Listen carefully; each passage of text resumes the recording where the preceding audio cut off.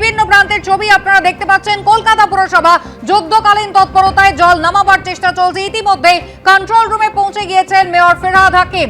অন্যদিকে মেয়র পরিষদ নিকাশী তারক সিং তিনি বলছেন প্রকৃতির সঙ্গে যুদ্ধ করে কিভাবে সম্ভব। দেখুন,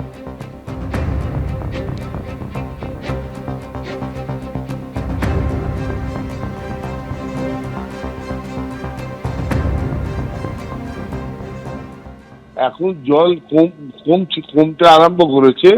এই সকাল 4টে থেকে লক গেট খুলে গেছে, এখন জল নামছে। কিছু কিছু জায়গায় আমাদের গালিপিটের প্রবলেম আছে। ধরুন একটা 1 কিলোমিটার রাস্তা, তার কোয়ার্টার কিলোমিটারে দেখা যাচ্ছে জল আছে, বাকিটা জল নেই। তো ওটা তো লোকাল ফল্ট আছে, ওগুলো আমরা লোকদের নামাচ্ছি, ওগুলো দেখছি। 12টার সময় আবার লক গেট বন্ধ হয়ে যাবে, সেই বিকেল 4টায় খুলবে।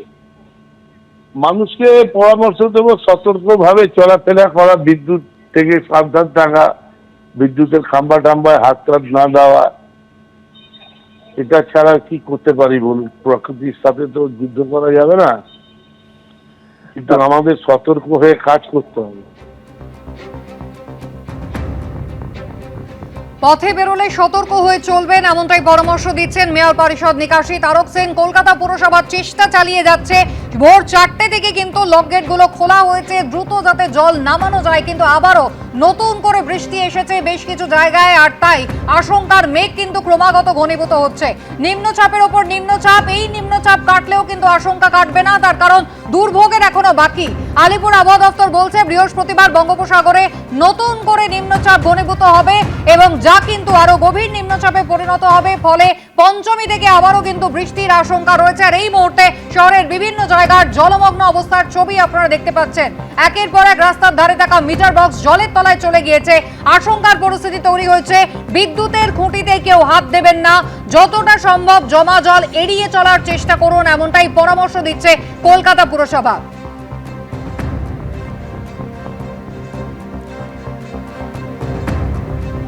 শহরের বিভিন্ন জায়গার ছবি আপনারা দেখতে পাচ্ছেন। উত্তর থেকে দক্ষিণ সর্বত্র রাস্তা যেন কার্যত নদীতে পরিণত হয়েছে। বাড়িতে জল ঢুকে গিয়েছে। ইতিমধ্যেই মর্মান্তিক ঘটনা, শহরের 4 জনের মৃত্যু হয়েছে।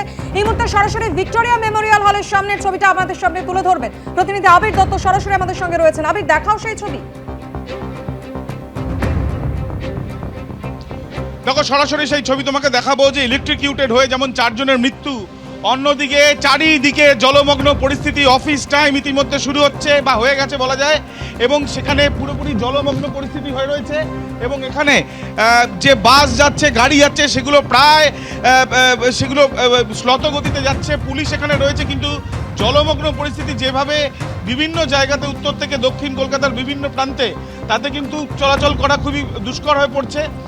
এবং সেখানে এই যে পরিস্থিতি, সেটা কিন্তু যত সময় গড়াবে তত আরও পরিস্থিতি কিন্তু স্বাভাবিক হবে কিনা তা নিয়েও একটা সন্দেহ রয়েছে। তার কারণ আবারও বৃষ্টি শুরু হয়েছে এবং মুষলধারায় বৃষ্টি শুরু হয়েছে। আমরা দাঁড়িয়ে রয়েছি হসপিটাল রোডের কাছে, এবং এখানে কিন্তু দেখা যাচ্ছে যে ময়দান অঞ্চলে এবং পুরোপুরি জলমগ্ন। এবং এখানে গুরুত্বপূর্ণ রাস্তা, মা ফ্লাইওভারে যাওয়ার জন্য এই রাস্তা ব্যবহার করা হয়, সেই রাস্তা কিন্তু জলমগ্ন হয়ে রয়েছে। এবং মা ফ্লাইওভার থেকে নামার পরও হেস্টিংসের দিকে যাওয়ার পথে সেখানেও জলমগ্ন হয়ে রয়েছে। এবং এই জলমগ্ন হয়ে থাকার জন্য গাড়ি শ্লথগতিতে এগোচ্ছে। যানজট আরও তীব্র থেকে তীব্রতর হওয়ার একটা সম্ভাবনা রয়েছে। ইতিমধ্যে জানা যাচ্ছে যে গড়ফা, নেতাজিনগর, গড়িয়াহাট সহ এই 3টি জায়গায় এবং আরও একটি জায়গায়, মোট 4টি জায়গায় ইলেকট্রিকিউটেড হয়ে মৃত্যু হয়েছে। এবং এই যে পরিস্থিতি, যদি টানা বৃষ্টি আরও পড়ে, সেই ক্ষেত্রে জল আরও জমে যাওয়ার কিন্তু সম্ভাবনা রয়েছে। Central Avenue, MG road, Bagbazar, টানা 5 ঘন্টার রেকর্ড বৃষ্টিতে জলমগ্ন কলকাতার বিভিন্ন রাস্তা। আর এরই মধ্যে চিন্তা আরো বাড়াচ্ছে, তার কারণ হচ্ছে নতুন করে বৃষ্টি শুরু হয়েছে। এর ফলে এই মুহূর্তে পরিস্থিতি কত তাড়াতাড়ি স্বাভাবিক করা যায়, সেটাই এখন বড় চ্যালেঞ্জ কলকাতা পুরসভার কাছে। ট্রেন চলাচল, মেট্রো পরিষেবা কি অবস্থা? আর কিছুক্ষণের মধ্যেই তো বাড়ি থেকে বেরোতে হবে সকলকে। অরিত্রিক ভট্টাচার্য রয়েছেন আমাদের সঙ্গে। অরিত্রিক, দেখো, ট্রেন চলাচল, মেট্রো চলাচল দুটোই সম্পূর্ণ বিঘ্নিত। এই মুহূর্তে যেটা জানা যাচ্ছে, শিয়ালদার যে দক্ষিণ শাখা, সেই দক্ষিণ শাখায় ভোরবেলা থেকে ট্রেন পরিষেবা চালু করে দেওয়ার কথা, সেখানে পুরোটাই অনেকক্ষণ ট্রেন চলাচল শুরু করা যায়।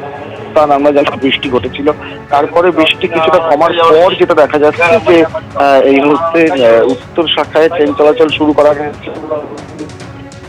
অরিত্রিক, শোনা যাচ্ছে না স্পষ্ট করে, যদি একটু সরে আমাদের কথাটা বলা যায়। দক্ষিণ অরিত্রিক, শোনা যাচ্ছে। হ্যাঁ হ্যাঁ হ্যাঁ, দক্ষিণের ময়দানে এর মধ্যে একটু চাপা পড়ছে বটে, কিন্তু ময়দান থেকে নিউ টালিগঞ্জ পর্যন্ত যে অংশ সেখানে ট্রেন চলাচল বিঘ্নিত হচ্ছে। কারণ হিসেবে যেটা জানা যাচ্ছে যে এর আগেও যেটা আমরা দেখেছি স্বল্প বৃষ্টিতে হয়েছিল, সেক্ষেত্রে কিন্তু এত বৃষ্টিতে লাইনে আবার জল ঢুকেছে এবং সেটা পরিষ্কার করে ট্রেন পরিষেবা চালু করার চেষ্টা করা হচ্ছে। ফলে দক্ষিণ দিক থেকে যারা কলকাতায় ঢুকছেন বা দক্ষিণ কলকাতায় যারা পৌঁছতে চাইছেন সেখানে একটা বড় সমস্যা তৈরি হয়েছে রেল এবং মেট্রো উভয় তরফ থেকেই। আপাতত উত্তর দিকের পরিষেবা কিছুটা ঠিকঠাক রয়েছে, দক্ষিণেশ্বর থেকে ময়দান মেট্রো চলছে, শিয়ালদা মেন লাইন অথবা কৃষ্ণনগর লাইনে বনগা লাইনে ট্রেন চলাচল শুরু হয়ে গিয়েছে, কিন্তু শিয়ালদা দক্ষিণ শাখা অথবা ময়দানের পথ থেকে বিস্তীর্ণ দক্ষিণ কলকাতায় কিন্তু রেল পরিষেবা একেবারেই নেই। যদিও ইস্ট ওয়েস্ট মেট্রো এখনো পর্যন্ত স্বাভাবিকভাবে যাতায়াত করছে, এমনটাই কিন্তু মেট্রো কর্তৃপক্ষ জানাচ্ছে। অরিত্রিক, ধন্যবাদ। অর্থাৎ একটা জিনিস পরিষ্কার, দক্ষিণ কলকাতার দিকে যারা আসতে চাইছেন সমস্যায় তাদের পড়তে হবে। শিয়ালদা দক্ষিণ শাখায় ট্রেন চলাচল যেমন বিঘ্নিত হয়েছে, তেমনি ময়দান থেকে টলিগঞ্জ পর্যন্ত কিন্তু ট্রেন চলাচল হচ্ছে না, কারণ আবারও সেই লাইনে জল। আর পরিসংখ্যানও যেটা বলছে নিকাশি বিভাগ কলকাতা পুরসভার যা বলছে সেটাও কিন্তু একেবারে সেই দক্ষিণ কলকাতা, যেখানে কিন্তু বৃষ্টির পরিমাণ সব থেকে বেশি। কামদাউরি গড়িয়া সেখানে 332 মিলিমিটার পর্যন্ত বৃষ্টি হয়েছে। যোধপুর পার্ক সেখানে কিন্তু তারপরেই বৃষ্টি হয়েছে। এবং পরিসংখ্যান আপনাদের একবার জানিয়ে দিই, মূলত বৃষ্টি হয়েছে কিন্তু দক্ষিণ কলকাতায় সব থেকে বেশি। বালিগঞ্জ 264 মিলিমিটার বৃষ্টি, চেতলায় বৃষ্টি 262 millimetre, Palmer Bazar 217 millimetre, ধাপায় 212 millimetre. শুরু থেকে একবার আপনাদের বলি, একেবারে শুরুতে কামদাউরি গড়িয়া 332 মিলিমিটার বৃষ্টি, যোধপুর পার্কে 285 মিলিমিটার বৃষ্টি, কালীঘাটে 280.2 মিলিমিটার বৃষ্টি, তপসিয়ায় 275 মিলিমিটার বৃষ্টি হয়েছে।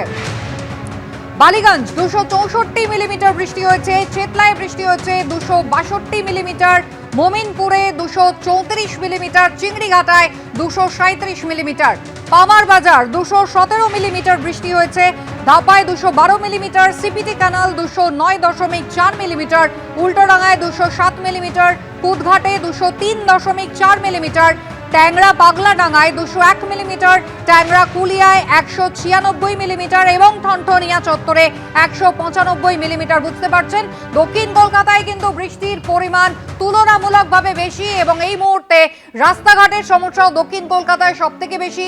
ইএম বাইপাস থেকে শুরু করে সর্বত্রই কিন্তু জলের তলায় চলে গিয়েছে এলাকা। এবং তার পাশাপাশি শিয়ালদা দক্ষিণ শাখায় ট্রেন চলাচল যেমন বিঘ্নিত, তেমনি যারা মেট্রো ট্রাভেল করার চেষ্টা করবেন তাদের জন্য জানাই, ময়দান থেকে টলিগঞ্জ পর্যন্ত লাইনে জল জমেছে, মেট্রো চলাচল করছে না, তবে ইস্ট ওয়েস্ট মেট্রো কিন্তু স্বাভাবিকভাবেই চলছে। সাউদার্ন এভিনিউ এর ছবি দেখতে পাচ্ছেন।